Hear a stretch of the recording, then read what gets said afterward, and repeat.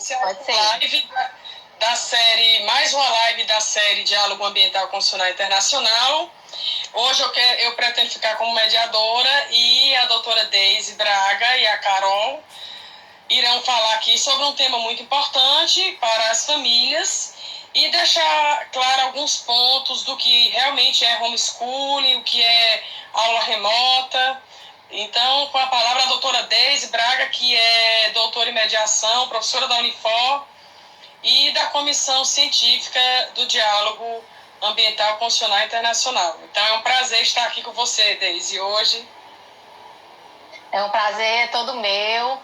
Saudar aí os colegas que já entraram, né? A Carol, Marília, Florentil, Florhan, muito bem, Florhan. Blaine, é muito bom, né, usar a criatividade, Hugo, usar a criatividade e usar esse instrumento, né, para que o nosso diálogo não pare. Isso. Para quem tá nos escutando, éramos para ter chegado, né, do Diálogo Ambiental Constitucional Internacional, domingo, que ia acontecer na Espanha e na Itália. E como foi o epicentro, né, do coronavírus, já estava tudo organizado, né, passagem, hospedagem, né, minha amiga Blaine, organizadora do evento. Então, assim, com muita criatividade, aí eu queria primeiro parabenizá-la, né, como coordenadora do Diálogo Constitucional Ambiental Constitucional Internacional, que acontece desde 2012, que alçou voos, né, internacionais pelo mundo todo e que vem fomentando a discussão científica, né, de temas palpitantes na área jurídica e social. E então, assim, esse momento ele é muito significativo porque vem da extensão, né, a esse momento que não aconteceu, né, que foi o nosso encontro na Espanha e na Itália, mas que está acontecendo aqui, e a oportunidade de estar compartilhando, né, com os amigos, colegas, alunos e ex-alunos, a Mariana, minha orientanda da pós-graduação da Unifor, né, Débora Lima, e tantos outros que estão aqui compartilhando desse momento conosco. A Caroline Nepomuceno, que queria falar com vocês agora, nesse primeiro momento, ela já entra, assim que ela entrar, Blaine, a gente dá a palavra a ela e ela pode fazer a fala, tá? Ela foi me orientando na graduação no curso de Direito e enfrentou esse tema, né, o homeschooling. E a gente queria dar uma abordagem, né? Ela é pedagoga, professora coordenadora da escola. Toda vez que o aluno vem me procurar para falar de algum tema de monografia, Júlia, Maia, Taline, me orientando de monografia, também na área de educação. Eu sempre quero fazer um link com a área profissional, e no caso a Carolina Nepomuceno já era professora, né? Emerson Saboia, nosso eterno síndico, meu vizinho querido, Luciano, minha cunhada, bem-vindos. E aí ela enfrentou esse tema com maestria.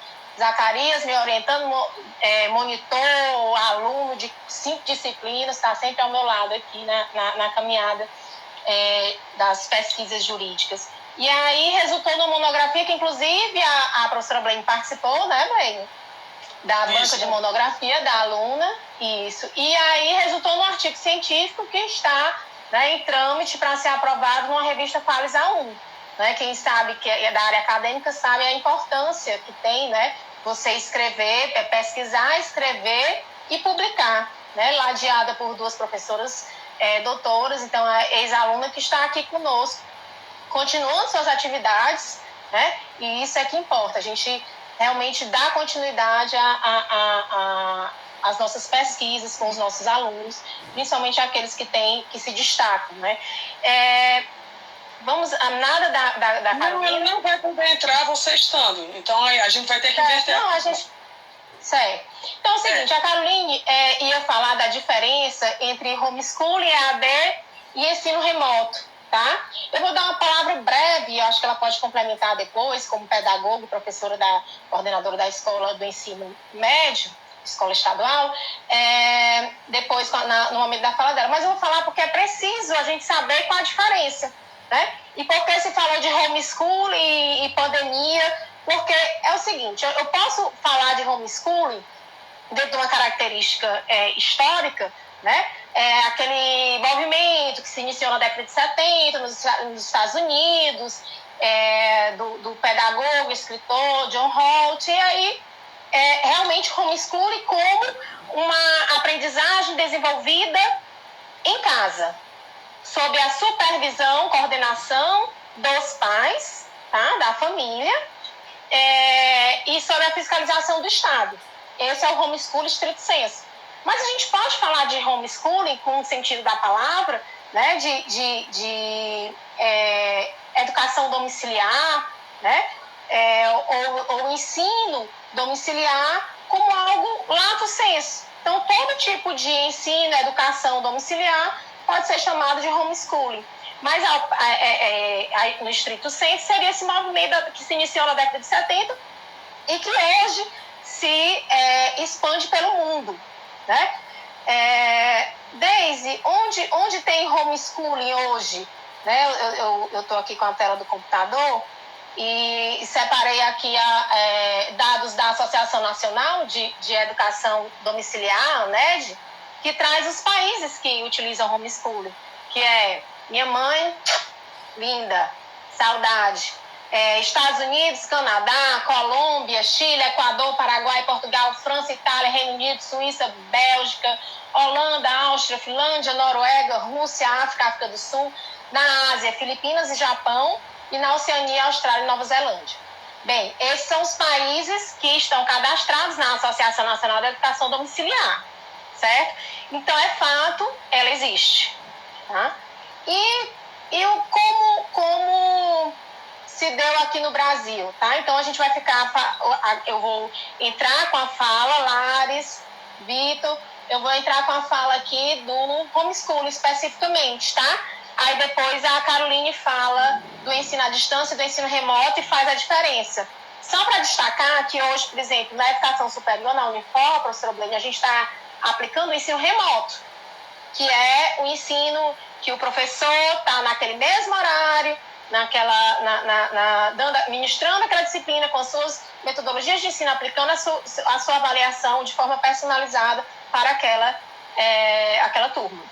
O EAD ele já tem uma estrutura massificada e mais profissional, tá? Então, essa é a diferença. E aí, o homeschooling é algo que é, como eu disse, de responsabilidade dos pais. Então, tem esses 3 tipos, né? Homeschooling, EAD e ensino remoto. E a gente vai falar agora do homeschooling, tá? Depois a Carlinha entra falando do EAD e principalmente do ensino remoto, que é o que nós estamos vendo hoje. Larissa, por exemplo, os nossos filhos que estudam no Antares, eles tiveram ensino à distância. Por quê? Porque eram videoaulas gravadas, massificadas. Não era a mesma professora que estava ministrando, então era para todas as sedes, entendeu?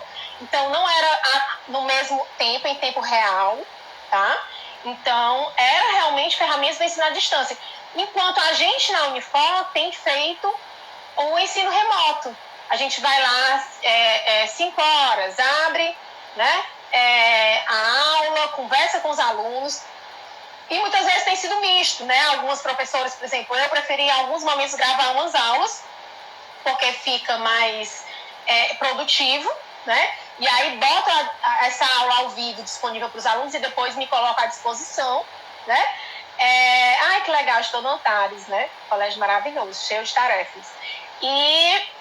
E aí, em outros momentos, eu tenho esse momento pessoal com os alunos, né? Ao vivo, para que a gente possa discutir normalmente, dentro da nossa normalidade atual, né? A nossa matéria.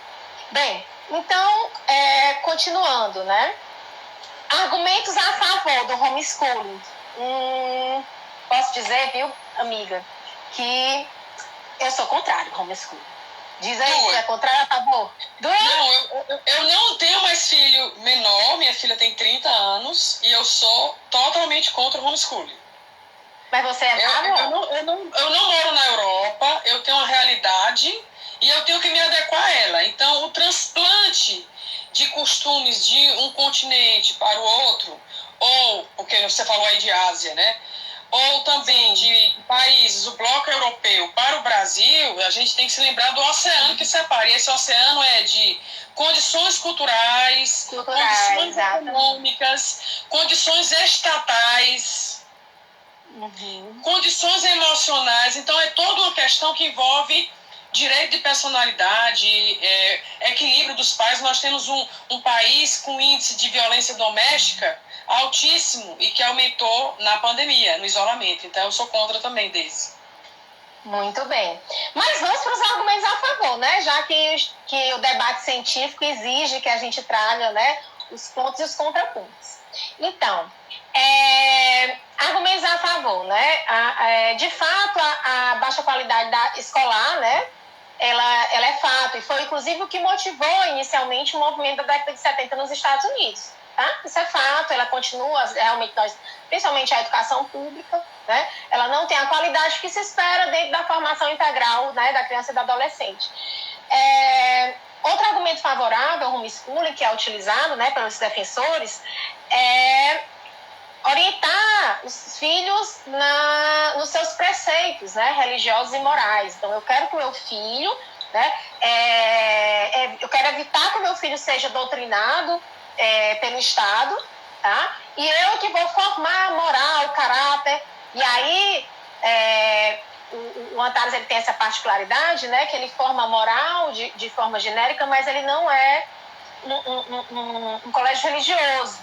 Então, ele te dá essa possibilidade, né, multiplicidade de religião, de credo, mas ele forma, né, no sentido da moral, do bem, do respeito, da solidariedade. Outro fator, né, que se argumenta é evitar a violência, né, a exemplo dos bullying. Né? O que é que você acha, professora, dos bullying? Bullying, olha, na nossa época, a gente tinha um valor, bullying, viu? A gente não saiu do couro. Eu entendo que o bullying, ele precisa ser banido. Então, não é o homeschooling que vai resolver, porque o homeschooling causa vários prejuízos à criança. Sim. O Estado, por exemplo, o Estado que é obrigado a praticar o direito à educação, né, tornar ele prático e efetivo, ele tem uma blindagem com relação à família. Então, daqui que o Estado perceba que determinada família não tem equilíbrio para o homeschooling, só que a gente tem que lembrar que isso sendo regulamentado, esse equilíbrio vai ficar, digamos assim, ele só pode ser corrigido de uma forma repressiva e não preventiva, porque a muralha é protegida, a muralha da família é protegida. Da família, exatamente, então, isso mesmo. Só fica na família para reprimir o abuso sexual, o trabalho infantil, questões totalmente proibidas pelo Estatuto da Criança e Adolescente que são cometidas, por isso que a regra é não regulamentar em nome dos que não saberão praticar o homeschooling. Sim, sim. E aí, quer dizer, o bullying, ele é um extremo, né, de conflitos na escola e que deve ser evitado, inclusive como forma de orientação e formação cidadã, né, social, então psicológica da criança e do adolescente. Então, enfrentar esse tipo de problema faz parte da formação também, né? Então, de fato, nenhum desses argumentos me convenceram, né, a defender o homeschooling. E aí, eu queria dividir, certo, em dois aspectos, tá? O homeschooling. Os aspectos no caso, agora vamos passar para os contras, tá? Que aí a gente, né, vai fundo. Em dois aspectos, os jurídicos e os sociais, né, e pessoais. Bem, os aspectos jurídicos a gente sabe, né, quem é da área do direito, mas aqui tem várias outras pessoas, Daniele, minha tia, né, da assistente social, trabalho no HGF, está aí na comissão de frente do Covid, Júlia, minha filha, né, Ana Carol entrando. Bem, Os aspectos jurídicos é o seguinte: a educação é um direito fundamental. Todo mundo sabe, né? E mais do que um direito fundamental, é um direito humano fundamental, né? E esse direito é de quem? Ele é do Estado? Ele é da família, dos pais? Não. Ele é um direito da criança e do adolescente. Então, o primeiro ponto, né, do aspecto jurídico, que você não pode, né, suprimir esse direito que é da criança e do adolescente e que em complemento, não em contrapartida, mas em complemento, ele é uma obrigação do Estado e da família, em solidariedade. Então, o Estado tem a obrigação de promover a educação, que deveria ser de qualidade, para a formação integral da criança e do adolescente, e a família, por conseguinte, tem a obrigação de fazer a matrícula e o acompanhamento dessa criança, desse adolescente. Tá certo? Então, assim, do primeiro ponto, nem que eu quisesse mudar, vamos fazer uma PEC, um projeto de emenda constitucional para mudar a Constituição, então está lá expressamente a autorização para a realização do homeschooling. É incompatível com o dever, né, a obrigação do Estado de garantir os serviços educacionais e da família em matricular e acompanhar. Então, é dever da família, da sociedade, o artigo 227 traz, assegurar a criança, adolescente e ao jovem com absoluta prioridade, direito à vida, à saúde, à alimentação, à educação. Né? A profissionalização, a cultura, né? Como a gente falou, a dignidade, a convivência familiar, a convivência comunitária. Como é que a gente vai tirar, né? Qual é o primeiro momento de convivência comunitária da criança e adolescente? É a escola. A Mel, minha ex-aluna. E aí, o que aconteceu? Desde 1994, né, que existem projetos de lei, já na égide da nova Constituição de 1988, né, da Constituição de 1988, que vem, né, sendo apresentado projeto de lei, 1900, eu tenho aqui as datas, 1994, 97, 2001, 2002, 2008... 2009 foi uma PEC, mas era sempre no sentido de projeto de lei. Vamos regulamentar, né, como se fosse possível, infraconstitucionalmente, por meio de uma legislação, incluir o homeschooling, regulamentar o homeschooling. E aí, 2012. Aí, 2012 é um projeto de lei que até hoje todos os demais estão apensados a ele, que é o projeto de lei 3179, de 2012. Certo? E aí, mais recentemente, o deputado Eduardo Bolsonaro ingressou com um projeto de lei que foi apensado também, é isso, 2012. Depois, em 2017, a Associação Nacional da Educação Domiciliar, que eu falei para vocês, que traz aquela lista, né, de países que praticam o homeschooling, pediu para recolocar em pauta, né, esse projeto de lei de 2015, apensado ao de 2012, e depois foi julgado o recurso extraordinário 8888 de 2015, que reconheceu a repercussão geral em não ser admissível o ensino domiciliar no Brasil, por ele ser inconstitucional, exatamente pelo dever de solidariedade entre a família e o Estado, né, nesse processo de formação da criança na escola. Ele não te dá a opção de ser fora da escola. E aí, em 2019, né, abril de 2019, o atual presidente da República instituiu o projeto de lei 2401 de 2019. Certo? Vou falar aqui, chega o negócio balançou. A educação dirigida pelos próprios pais, essa é a justificativa, ou responsáveis, é uma realidade já consolidada, só se for na realidade da vida dele. Em muitos países presentes, que não tem a nossa cultura, que não tem a nossa economia, que não tem a nossa população. Presente também no Brasil, de forma irregular, embora até o presente momento de maneira informal. Pretende-se com a proposição elaborada em conjunto pelo Ministério da Mulher, da Família e dos Direitos Humanos e pelo Ministério da Educação, dispor sobre normas gerais sobre a matéria, estabelecendo-se condições para que as famílias possam regularmente exercer sua liberdade de opção por esse tipo de ensino. Né? Isso foi um projeto de lei. E aí eu repito, não vejo como possível a inclusão do homeschooling, a regulamentação no projeto de lei.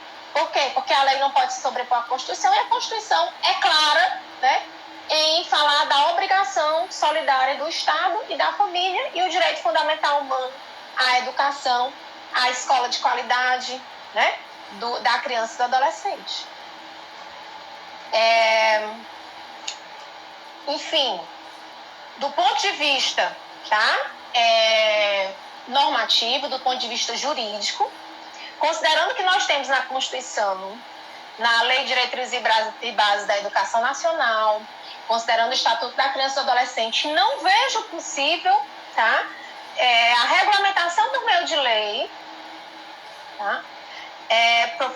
O STF disse que era, em um dos votos, que era inconstitucional, e disse mais ainda, né, que a regulamentação deveria ser por uma legislação e não por uma decisão.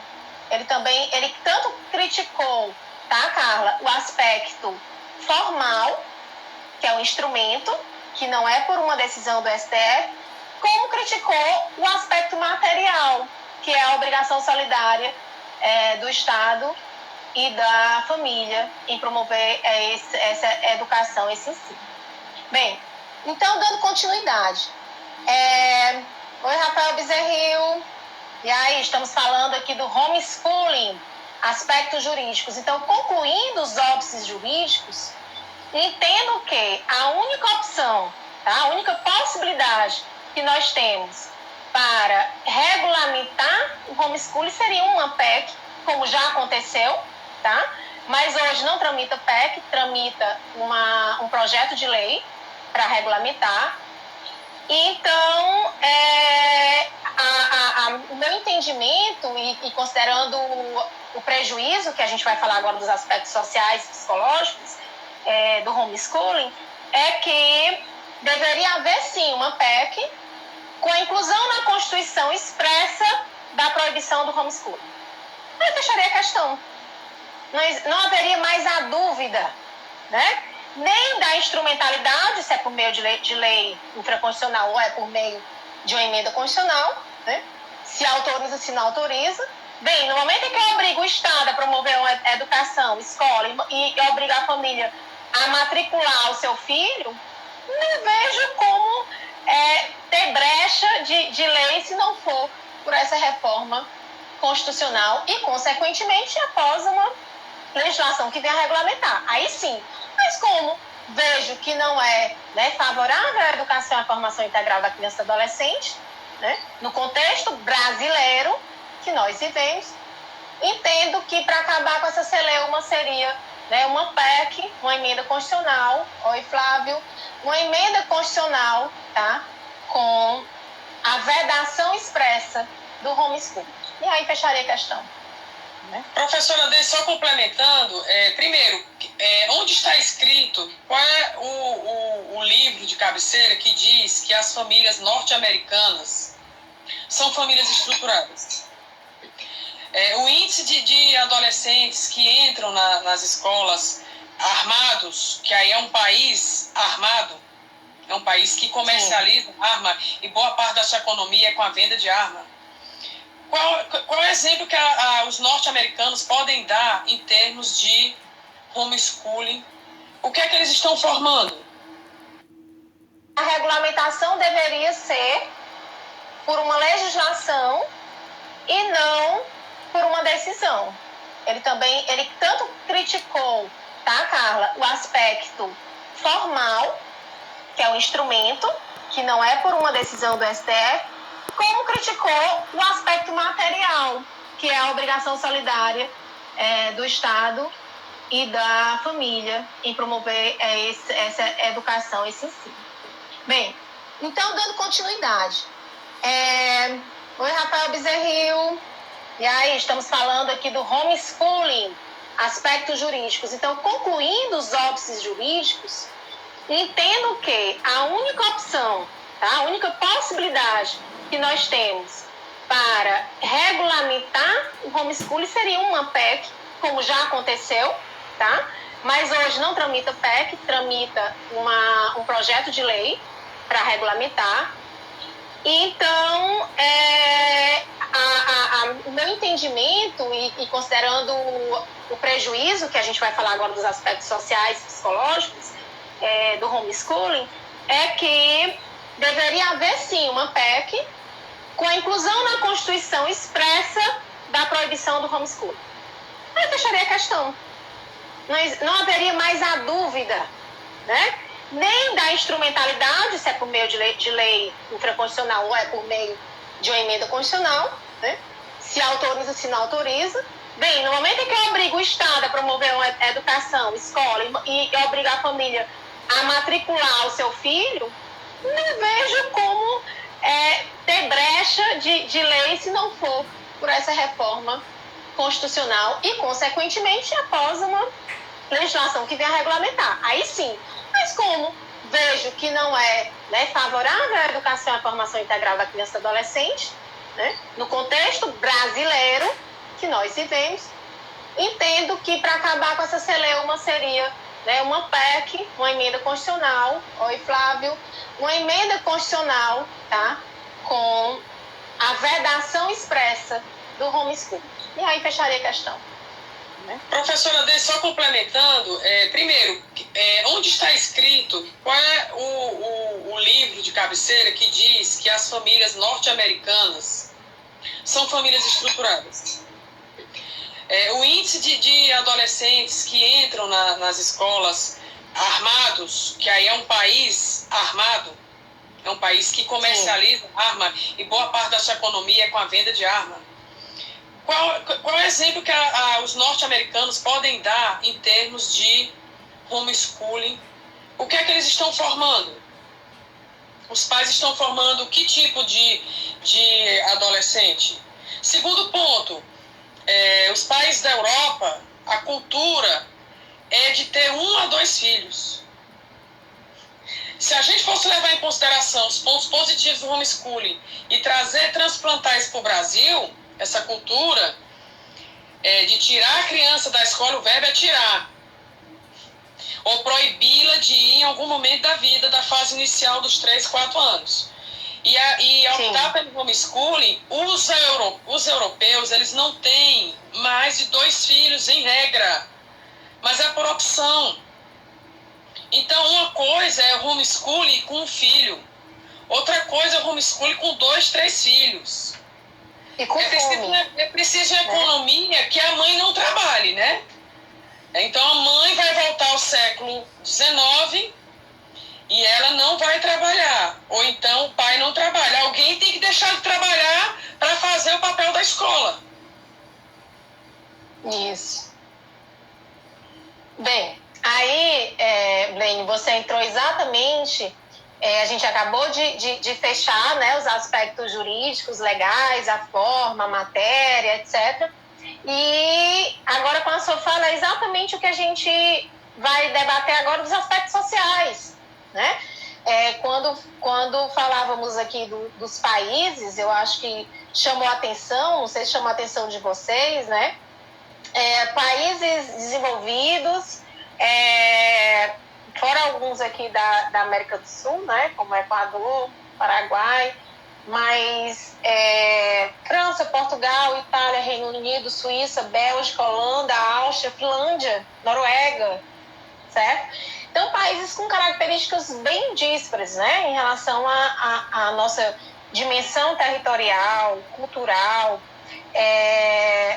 o nosso próprio índice de desenvolvimento humano, né, que né, que tem como um dos 3 requisitos o tempo escolar, né? Como é que se faz, né, um requisito, como é que se inclui um requisito para apurar o índice de desenvolvimento humano do mundo mundial, né, como um dos 3 requisitos, o tempo de escolaridade, e pensa-se em tirar a escola da vida da criança e adolescente, né? É contraditório isso. Então, assim, de fato, os aspectos, né, eles sociais são bem mais alarmantes, né, e a gente começa pelos jurídicos, menos palpitantes, mas igualmente importantes, porque é por meio deles, né, que no calar da noite o Congresso Nacional vota, né, uma autorização dessa, ainda mais com o governo a favor, porque esse projeto de lei que está tramitando, que foi a pensão de 2012, ele é a favor, né, é em prol do homeschooling. Então, você vê o governo federal a favor do homeschooling, então é muito mais fácil hoje, no final da noite, a gente ter uma normatização dessa. Mas, enfim, quais os impactos, né, disso na vida pessoal da criança e adolescente, né, e no aspecto cultural e social, né, como você disse, que cidadãos estamos formando, que cidadãos queremos formar. Se a gente for para o aspecto, por exemplo, profissional, né, que seria o aspecto social, aspecto profissional. Mais do que ninguém, você que tem mestrado na área de administração, sabe que hoje as empresas, elas valorizam a capacitação técnica, né? Aqui temos 2 professoras com doutorado, Margarete, que bom revê-la, querida, satisfação. Então, nós sabemos da importância técnica, né? Mas nós sabemos também, Margarete, que faz parte aí da pós-graduação do Direito na Unifor, sabe que a criatividade, né, Virna Eveline, minha amiga do peito, que também da área jurídica, sabe que a criatividade, né, Blento, lê aí essa pergunta que eu vou terminar aqui no raciocínio. Sabe que a criatividade para o mercado, hoje ele é mais considerado, que é você saber transpor obstáculos, você saber enfrentar dificuldades, transpor, né, dificuldades e enfrentar conflitos, resolver conflitos, e aí eu puxo, né, para a minha área de mediação de conflitos. Então, você saber gerir conflitos, né, é uma das características principais hoje para as empresas na seleção de seus empregados. Capacidade técnica, ok, todo mundo faz um mestrado, doutorado, uma graduação, sim, capacidade individual, você lá rala, né, sua, a gente sabe, né, Blaine, fazer mestrado, doutorado é muito sofrido, mas a criatividade que faz parte de uma vivência, de técnicas também, a gente sabe que a gente é da gestão de conflitos, da área de mediação, sabe que existem as técnicas, mas a criatividade que faz parte de uma vivência, ela é muito importante e é muito valorizada no mercado profissional. Como é que eu quero formar, né, criança e adolescente? A escola, né, é também para isso, além da formação pessoal, formar para o mercado, pessoas que não vão ter vivência. Os próprios conflitos escolares, né, eles fazem com que a criança e adolescente se desenvolva. Tá? Se falar filho único e não filho único, é porque eu sou filho único, não tive irmão. A história de ter irmão, ela também é uma característica que, se você não tem irmão, às vezes tem um primo que faz às vezes de irmão, né? Ou uma super amiga que tem esse elo, e você tem uma vivência tal que gera conflito, que você tem condições de, né, se defender de uma situação. Esse irmão é uma questão de sobrevivência, né?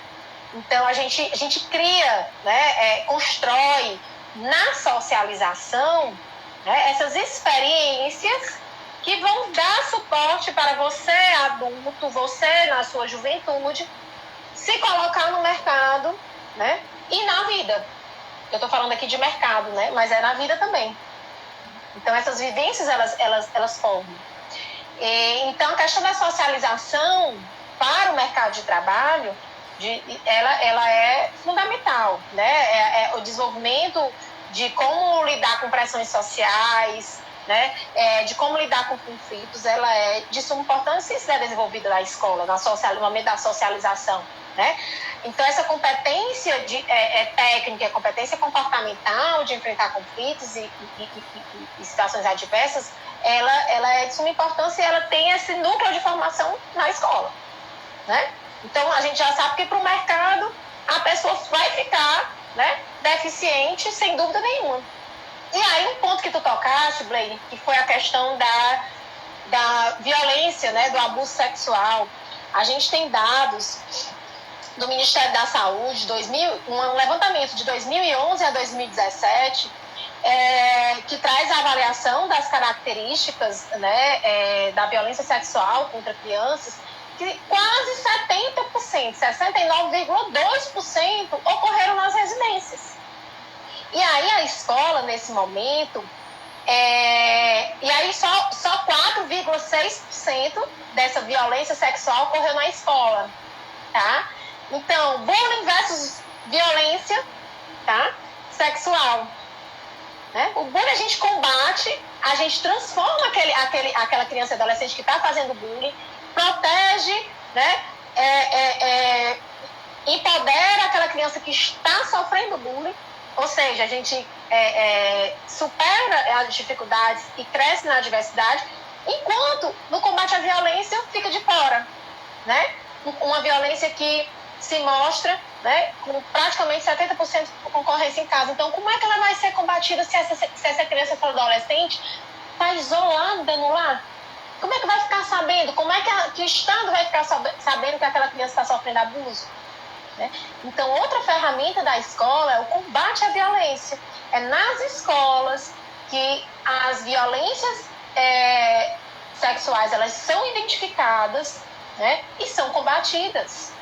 Então, outro fator de suma importância, né, de proteção da criança e adolescente, que é o combate, né, à violência sexual, principalmente contra crianças. Né? E é uma relação que geralmente ela é continuada. E aí a questão da própria relação interpessoal, né? Eu acho que hoje a gente, mais do que nunca, está num momento onde se precisa respeitar, né, as diferenças, respeitar os diferentes posicionamentos, né? A gente está vivendo isso na política, né? Como os extremos eles estão fazendo com que as pessoas simplesmente se afastem. A gente não pensa, né, o que levou aquela pessoa a adotar aquela postura, a defender aquele partido, ou simplesmente refutar, né, a algeriza a determinado partido. Então, a gente está tendo a dificuldade de dialogar, né, e de respeitar as adversidades, se colocar no lugar do outro, a questão da empatia. E essa construção ela é feita na socialização, né, desde pequeno, na educação escolar. Então, não tem como a gente olvidar da importância desse momento para as relações, para o psicológico, para a formação individual do ser humano, para a formação moral.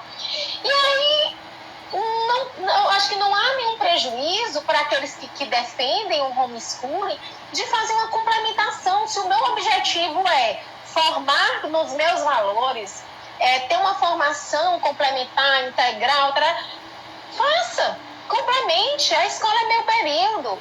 Então, você tem a chance de levar o seu filho à igreja, ao credo que você quiser, né, a formar aquele seu filho numa religião, na moral que você achar, né, com os seus valores. Então, de forma construindo, dando o seu testemunho, né, e o seu exemplo, porque mais do que falar é ser e fazer, né? Então, esse é o grande exemplo, é o grande legado que se dá aos filhos, né? É o nosso exemplo. Então, assim, essa formação é nossa, né? É uma formação complementar. Então, se esse é o argumento, que seja feito. A gente bota no curso de inglês, na musicalização, no esporte, leva para a religião, faz encontros de jovens, e aquilo que se mostrava deficiente, né? Isso para um certo padrão, né, financeiro, obviamente, que os que não têm que são a maioria, que representa a maioria, a escola ela representa o alimento, ela representa o acolhimento, né? Ela representa o modelo, que o professor é o modelo. Então, nós temos mesmo, para finalizar, Blaine, que a gente pode entrar aí já com a Caroline, é que mais do que pensar em homeschooling, tá? É nós pensarmos na qualidade, tá, da nossa educação, na valorização dos nossos professores, né, no desenvolvimento da nossa economia. Então, isso sim, né, é que a gente tem que pensar. E aí, mais do que nunca, eu acho que o homeschooling, né, veio trazer a reflexão nesse período de pandemia, já que muitos estão vivenciando aí o estudo em EAD, principalmente o estudo remoto, né, mais do que o EAD, mas há algumas formas de EAD também, misto, é que a gente vem pensar, né, será que eu sou capaz, né, e aí os pais podem dizer aí as dificuldades que estão enfrentando. A Júlia, minha filha, faz 7º ano, né, do ensino fundamental. O Matheus faz o 3º ano. E aí, assim, de repente, houve a dificuldade, né, no aspecto da informática. Ainda bem que a gente já tinha aqui estruturado, o Marcos, meu marido é engenheiro civil e arquiteto, ele trabalha muito com computador de ponta. Nossa internet é ok. 2 telas de computador, né, Blaine, que a gente já é acostumado a trabalhar no judiciário, na Unifor. Então, a gente já trabalhava com 2 telas. Eu estou aqui, por exemplo, o meu ambiente aqui, se vocês verem, são 3 telas, tá? É a tela do celular, a tela do computador e a tela adicional que a gente fica, né? Então, assim, a gente tem toda essa ambiência. Eu estou tendo a oportunidade de trabalhar remotamente, tive a oportunidade de construir materiais no estilo EAD, tá? À distância, e publicar, tá lá no meu YouTube, Deise Martins, e à disposição, está aberto, quem se interessar. O tema é mediação, e aí eu tenho falado de mediação e conciliação judicial, que era a parte que não tinha sido vista ainda. Então a gente fechou agora o ciclo de mediação e conciliação judicial. É o fluxo da mediação e da conciliação, a Política Nacional de Tratamento Adequado de Conflitos, Código de Processo Civil, enfim, toda essa parte de mediação e conciliação judicial. E aí eu tive a oportunidade, tanto de como professora, participar desse ensino remoto, como mãe, né, de aluno do ensino fundamental, né, de ter que orientar, e por muitas vezes eu tive que sentar, né, porque é algo muito novo. E aí eu posso dizer de carteirinha para as mães que não são professoras, que nós, né, professora Blaine, estamos trabalhando mais do que nunca. Uma aula que era para ser de 3h30 às 7h, ela foi de 4 da tarde até 10h30 da noite. Eu estava respondendo o WhatsApp, o marido olhando para mim e disse: 10h30 não acabou ainda teu expediente, não? Então, assim, para os que pensam, e detalhe, eu comecei 4 horas, mas eu passei isso aí foi ontem, toda terça-feira, e a segunda preparando material, questionário, falando com o monitor, monitor, eu quero participar, pois vamos participar. Professora, posso fazer um questionário? Faz um questionário, manda o questionário. Professora, mandei o questionário. Aí, volta o questionário. Não, atualiza, ajeito, boto na ordem, tiro as perguntas, incluo outras, manda o questionário. Eu digo, como é que você quer fazer? Não, você responde 2 perguntas. Ok. Respondeu. Faz o áudio. Está correto? Não, essa aqui não está correta, não. Vamos fazer o seguinte, essa é muito complexa. Deixa eu responder essa. Responde essa outra. Aí ela faz o áudio, responde. Isso tudo preparando uma aula remota que vai ter. Entendeu? Então, são 2 dias para preparar uma aula.